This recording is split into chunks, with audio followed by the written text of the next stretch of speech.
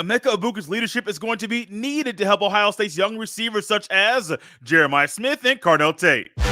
You are Locked On Buckeyes, your daily podcast on the Ohio State Buckeyes.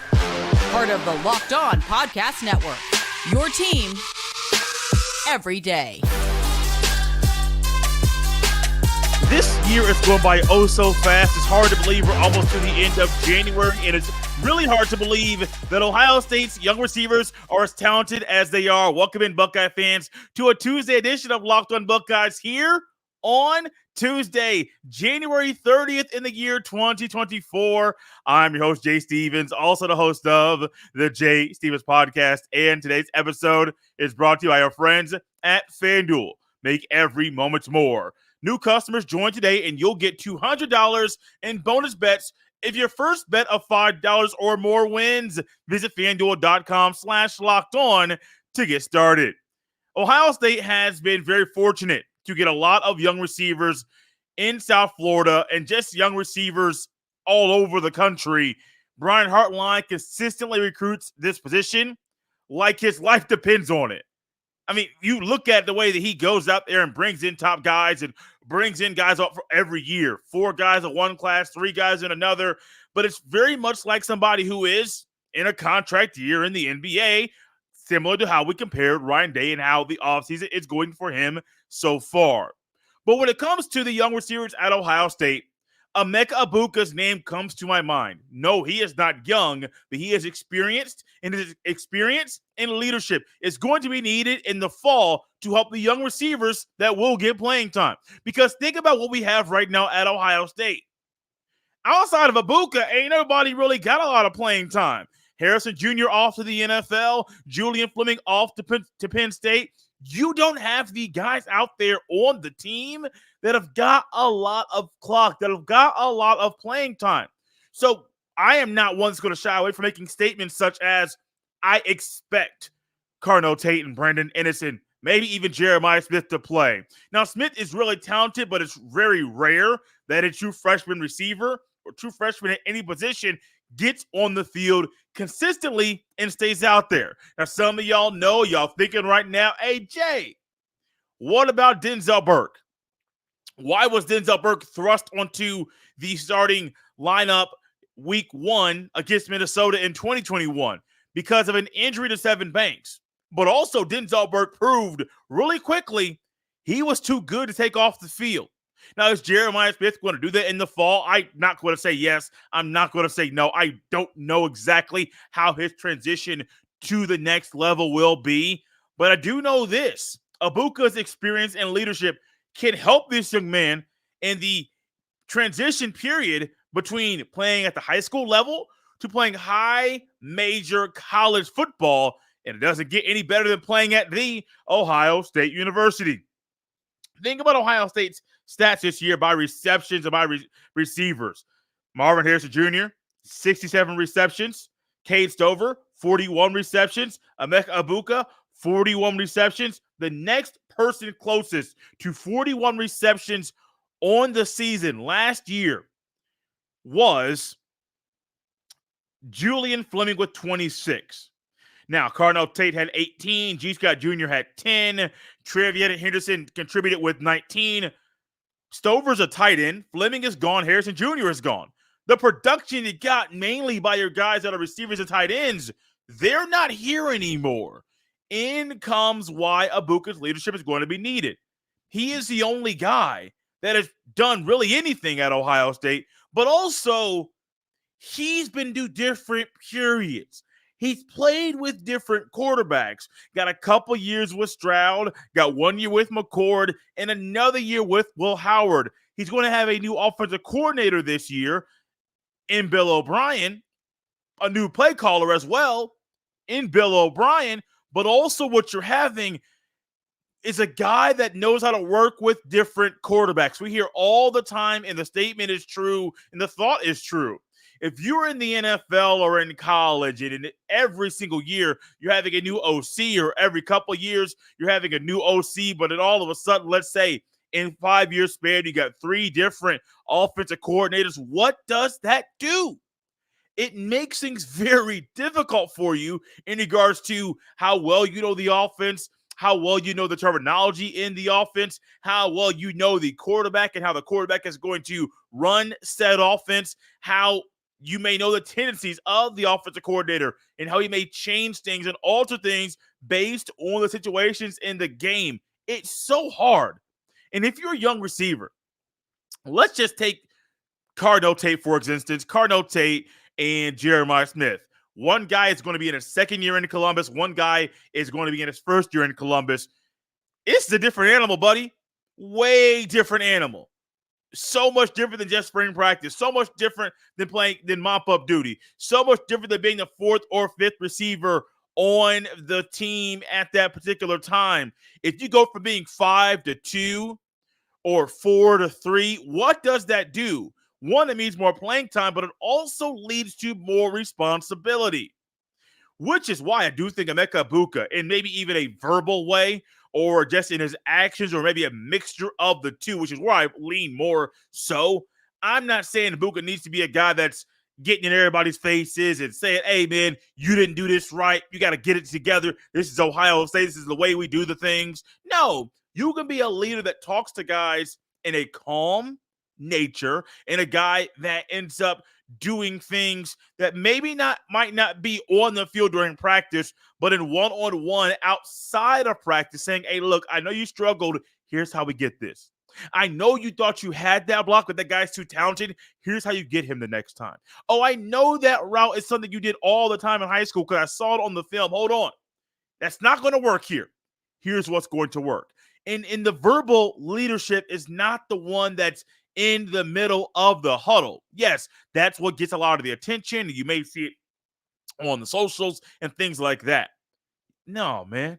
There are a lot of leaders out there that aren't that kind of guy, that don't do things in the huddle, that don't do things in the middle of practice, but they're more, hey, I'm going to talk to you, buddy.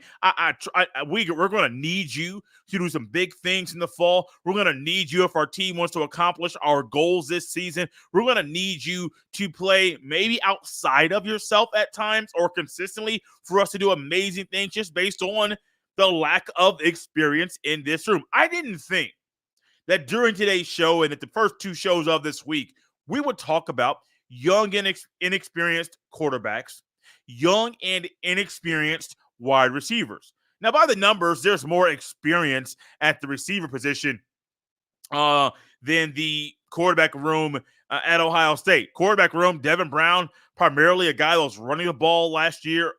Lincoln Kienholz got 3 quarters of consistent, significant play, but that really wasn't too hot, didn't really do anything amazing to wow anybody for him to be named QB1 at the end of that Cotton Bowl. That's not his fault. It's just, man, it's hard out here to be a guy thrown into the spotlight and to just be asked to succeed. Buddy, it is hard. It's going to be hard for Carnell Tate, Brandon Inniss, maybe Jeremiah Smith, maybe Jaden Ballard gets out there, or Kojo Antwi, or any of the other receivers at Ohio State that haven't really got a lot of PT during their Buckeyes career. What do you need? Somebody to step up, someone to lead, not just by the way they do things, lead by example, but also to verbally kind of lead there as well, maybe in one-on-one or a group setting, and maybe right there during practice to lead and say, look, this ain't how we do things. Or you can lead also and say, hey, that's it. That's a Buckeye receiver. Do that over and over and over. Now, I mentioned Jeremiah Smith and even Carnell Tate and Brandon Inniss. We're going to dive into more about their roles in the Buckeyes offense in the fall, coming at you next here on Locked On Buckeyes. This episode is brought to you by FanDuel Sportsbook.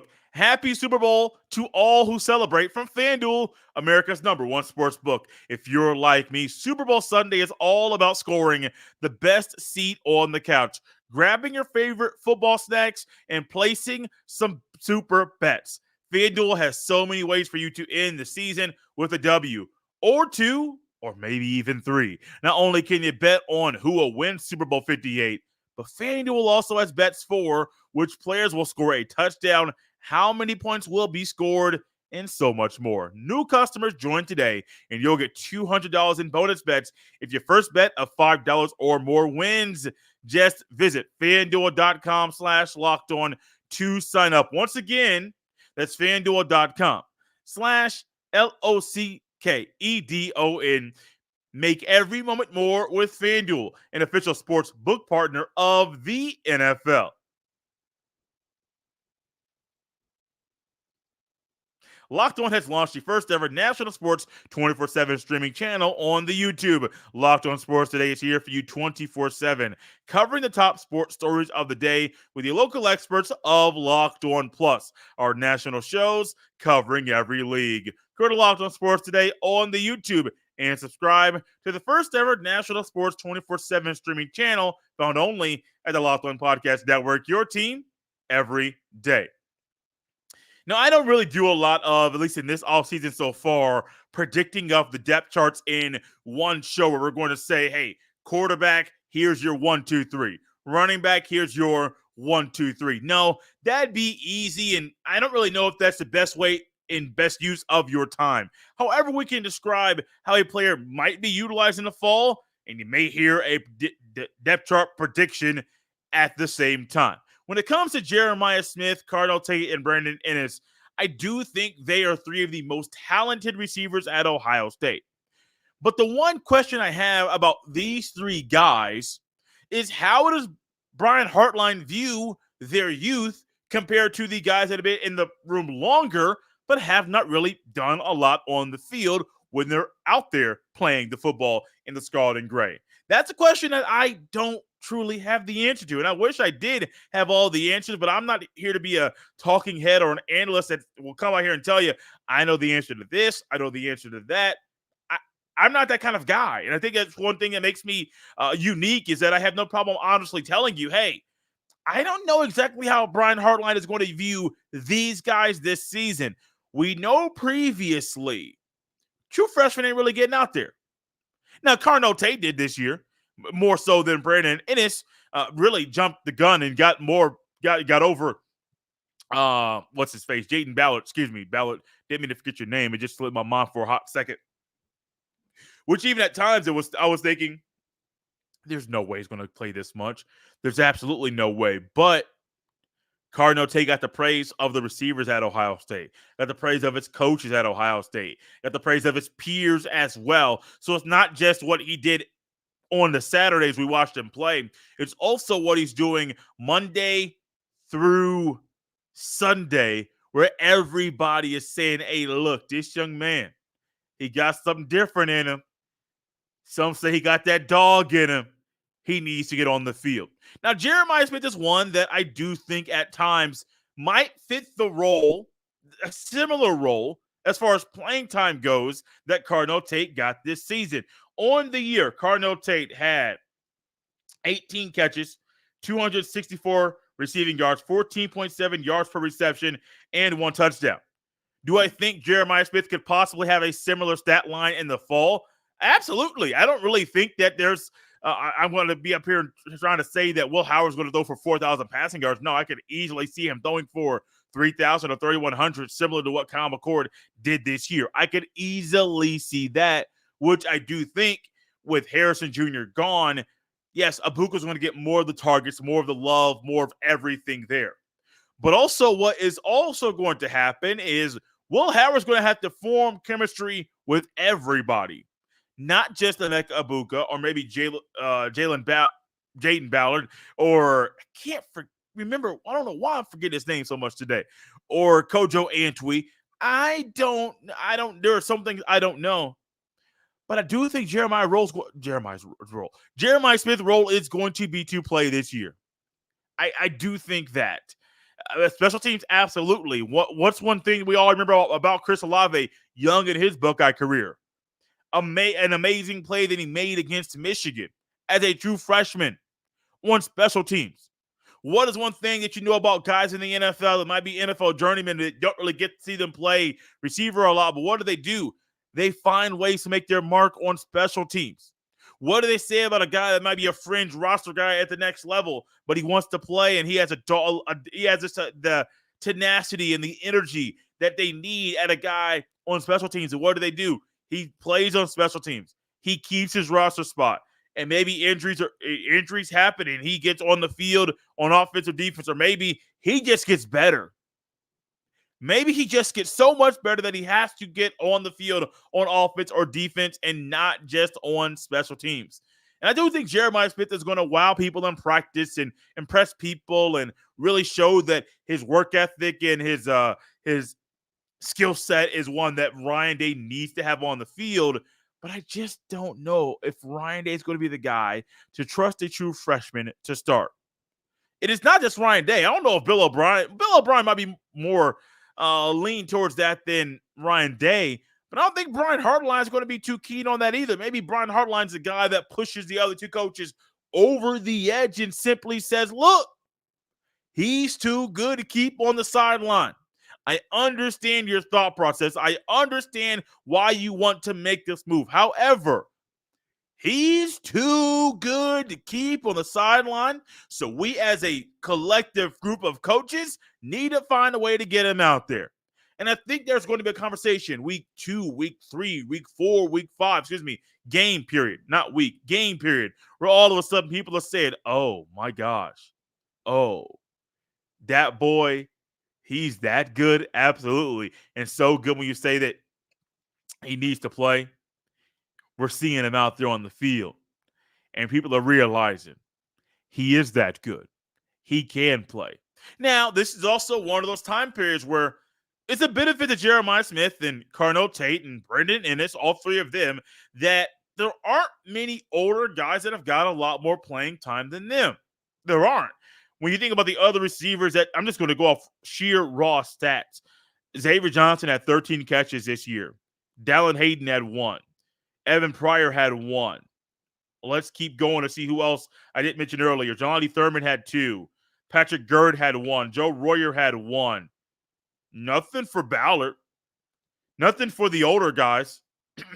You had Egbuka, Harrison Jr., Xavier Johnson, Julian Fleming, and Tate had more receptions than Xavier Johnson did. And it was clear Xavier Johnson played more than Carnell Tate snap-wise in this season.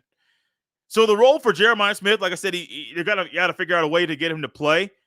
But also the question I asked earlier is going to be similar to the one asked at the end of this segment. How do Brian Hartline, Ryan Day, and Bill O'Brien view the youth of these players? Will that be a reason why they decide to not play these talented receivers? Or do they throw that out and say, look, they're too good to keep on the sideline.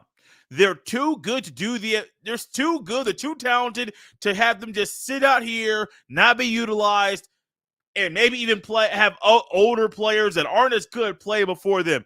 They're too good. We're trying to win all the games. It's beat Michigan, win the Big Ten Conference Championship, win the Natty. Those are the goals. And if you think as a coaching staff, these three guys give us the best opportunity to accomplish all three of our goals, play them. It's that simple. I don't really care what the thought process is right now. If you get up there in the season and you realize these three guys give us the best opportunity to accomplish all of our goals, play them. It's that simple. If you think it's not that simple, I disagree with you. It's that simple. Play the players that give you and your team the best opportunity to accomplish all of your goals. And I'm not saying a goal where it's, win 5 games or win 9 games or simply just be bowl eligible. That's not how Ohio State gets down, and the Buckeyes will never get down like that. Here's how they get down. 1 goal, beat Michigan. 2 goal, win the conference. 3 goal, win the Natty. And I think all three of these guys, when on the field, will give Ohio State a realistic opportunity to accomplish all of those goals. You know what you got to do that? Play them. It's that simple. Put these guys on the field and watch what happens. Coming up next, we had a crossover with Locked On College Football. I was recently on there with Spencer McLaughlin talking about Ohio State, Ryan Day, Will Howard, and others. I'm going to play that entire segment coming up next here on Locked On Buckeyes. This episode is brought to you by our friends at Jace Medical. I know we come to sports to escape from some of the crazy realities of real life, but can we talk for just a minute about preparing for real life? According to the FDA, pharmacies are running out of antibiotics like amoxicillin right in the middle of the worst flu season in over a decade. I can't imagine a more helpless feeling than if someone I love got sick with a supply chain issue kept them from the life-saving medication they needed. Thankfully, we'll be okay because of Jace Medical. The Jace case is a pack of 5 different antibiotics to treat a long list of bacterial illnesses, including UTIs, respiratory infections, skin infections, among others. This stuff could happen to any of us. Visit jacemedical.com and complete your physician encounter. It will be reviewed by a board-certified physician, and your medications will be dispensed by a licensed pharmacy at a fraction of the cost. It's never been more important to be prepared than today. Go to jacemedical.com and use code LOCKEDON. Once again, go to jacemedical.com and use offer code LOCKEDON to get $20 off your order. This episode is also brought to you by our friends at Billiards Plus. Billiards Plus has the best selection of pool tables, game tables, shuffleboard tables, and more, and the best service in Central Ohio. And guys, check this out. Billiards Plus has more cues than anyone in Ohio. They can fix your billiards woes in their shop that is on site. They're truly the class of their field. Everything you need for in-home and backyard entertainment is at Billiards Plus. Billiards Plus carries the best pool tables from Brunswick, Ohio, Canada, billiards, and more. And the grills, whether you like charcoal, like yours truly, or gas or wood-fired, Billiards Plus has the perfect setup for all grillers. They are family-owned and operated, and when you talk to the staff at Billiards Plus, you know you're talking to an expert who won't steer you wrong, no matter the season. Billiards Plus has you covered for all your indoor and outdoor entertainment needs. Kenny, Sarah, and the whole staff will always go above and beyond to give you the best customer service in the industry. Billiards Plus. Visit their showroom on Dublin Center Drive in Dublin.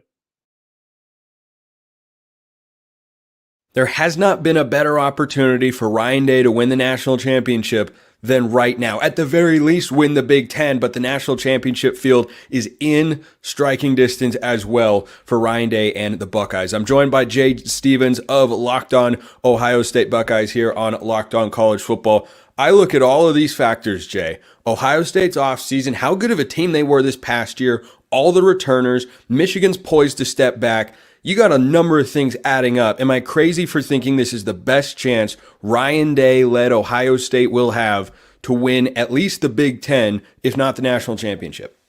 If you erase 2019, I would say yes. 2019's team for Ohio State was still the best. I mean, we have a complete season to say this. We don't know what 2024 is going to be for Ohio State, but 2019 was clearly the best team he's had so far, and clearly the team that you thought of all of them so far could win a national championship. 2024, however, you get a experienced quarterback in Will Howard. You have a defense that's returning almost all of their draft-eligible guys. Still Chambers goes on to the NFL. Michael Hall Jr. goes off to the NFL. You lose Josh Proctor, who's up. His eligibility is complete. But Lathan Ransom's still there. Troy Malowal's still there. Sawyer's still there. Tyreek Williams is still there. You're losing a lot of guys where it's like, you keeping a lot of guys where you're thinking, these are like day 1, day 2 draft picks that are staying in Columbus. Can't forget Denzel Burke. So this team, like right now with Michigan and the expanded Big Ten, which I do think will make Ohio State better for the expanded playoff, this is a time for Ryan Day. At this point in his career, you got to win the Big Ten. You got to win and beat your rival to give yourself a shot to win the Natty at the end of the year. There's defensive continuity on this staff for Ryan Day, but offensively, there's a new face in the room, and that's Bill O'Brien coming from the NFL. And look, I don't know that everyone was crazy about Bill O'Brien coming to town. I'm not one of those people. He's experienced. He is proven. He brings a pedigree to him. He is reportedly, from what I've heard, going to call the offensive plays, which came as a little bit of a surprise. But again, this guy's track record as an OC. You go look at what he did during his time at Alabama. The numbers are pretty undeniable there, Jay. They're undeniable, and I'm really somewhat glad that Ryan Day is at this point in his career, something that after last season I was calling for. Numerous people were saying Ryan Day should not call plays, not because he's not good at it. I think he's a phenomenal play caller. I just think he needs to be more of an overseer over the entire program. It'll give him a better chance to manage the roster, which is one of the toughest jobs for a college football coach at this point in the college football history. I do think Bill O'Brien, his track record going back to the Houston Texans and even the at Penn State, he has done a phenomenal job of getting a lot out of quarterbacks and sometimes the best years of those quarterbacks throughout their entire time playing college football. You go back to, I think it was Matt McGloin and I think it was Christian Hackenberg, and going back a little bit, you also get guys in the Houston Texans that weren't great quarterbacks, but Bill O'Brien got a lot out of them when they were down there playing football. You got Bryce Young and others.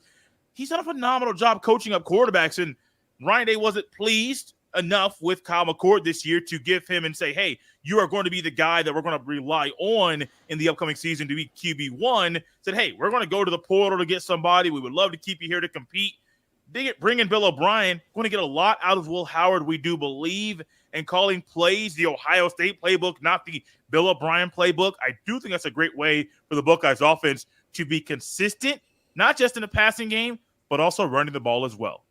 Ohio State has had a great offseason, not just with the returning players, but the guys they've added via the transfer portal. Will Howard, the transfer quarterback from Kansas State who won a Big 12 championship a couple of years ago. I don't think he's had a situation there with the Wildcats where he can maximize his full potential. I think he's someone who has a little bit more. If you look at his numbers, they're not that impressive. His best season passing the ball is 61% through the air. That's not that great. I think he can hit another gear, not necessarily Heisman gear, but I think he's got another level. You give him Ohio State's run game, which now is Quinshon Judkins and Travion Henderson. You got Caleb Downs coming into the room with a bunch of loaded guys on defense. Of those three impact transfers, Will Howard, Quinshon Judkins, the running back, Caleb Downs, the safety from Alabama, who excites you the most?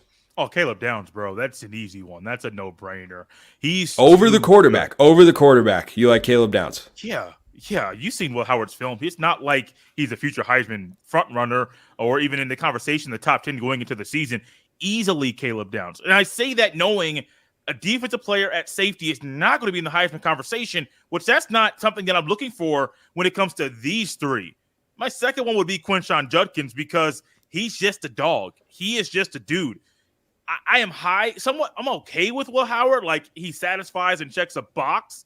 But if you can get Quinshon Judkins to be a 1-2 punch with Travion Henderson, who has battled injuries throughout his career at Ohio State, that helps the Buckeyes running game, getting the experience that Judkins brings to Columbus. But then Caleb Downs, you're losing Josh Proctor, who played 6 years, got his best year at Ohio State in his final year in Columbus. But all of a sudden, you're bringing in a guy in Downs that lets Ransom be a guy that can just do what Lathan Ransom does, and you can trust Downs to be a phenomenal piece and do a little bit of everything in the Buckeyes secondary.